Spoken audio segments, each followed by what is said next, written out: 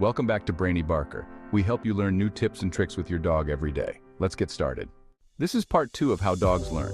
Part 1 was learning by association. Today we're going to be talking about learning by consequence or by doing. Tell a child that you will take him for ice cream next week to celebrate his good report card.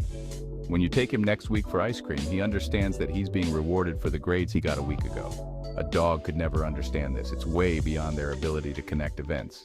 Dogs learn by consequence like we do, but for dogs, the consequence has to be immediate.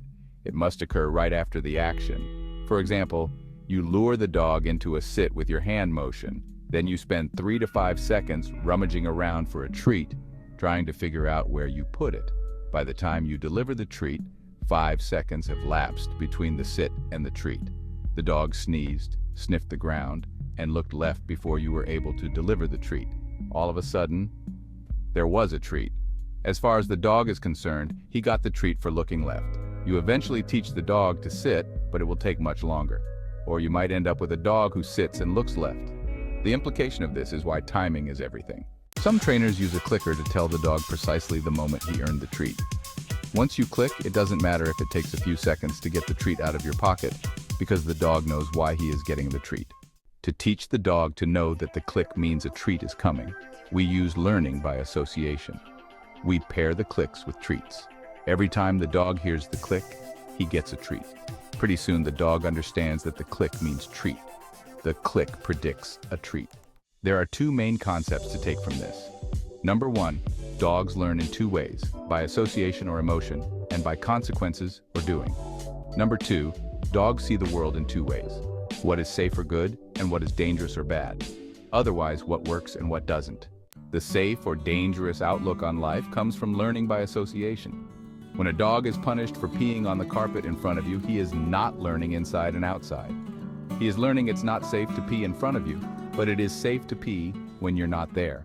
The what works or what doesn't outlook on life, well, it's really from learning by consequence. Every dog tries staring at the refrigerator. After a while, they give up and don't bother trying again because, staring at the refrigerator doesn't seem to work. It never opens and gives them food. They also try staring at their people at the dinner table. Every once in a while, someone gives in and gives them a little bit. In other words, staring at people while they eat works. Staring at the refrigerator doesn't work, so the dog doesn't continue to do that, but will continue to beg while you eat. The important point here is that their world is safe or dangerous and works or doesn't work, not right or wrong. Dogs do not have the capacity for those abstract thoughts. Don't do things we don't like to get back at us or to be stubborn or naughty. This is a myth. Dogs just do what is safe and what works. That's all there is to it. If a dog barks at you to throw the ball and you throw it, rest assured he will do it again. If you ignore the barking, they will eventually give up and try something else. He is not trying to be obnoxious, he is just doing what works. If you ask a dog to sit and he doesn't sit, he's not being stubborn. You haven't trained him well enough yet. So, be patient with them and be careful you pay attention to what you ignore and the way you do so. That's it today. I hope everyone learned something today about your dog. Happy training and thank you so much for watching. Brainy Barkers, make it a great doggy day.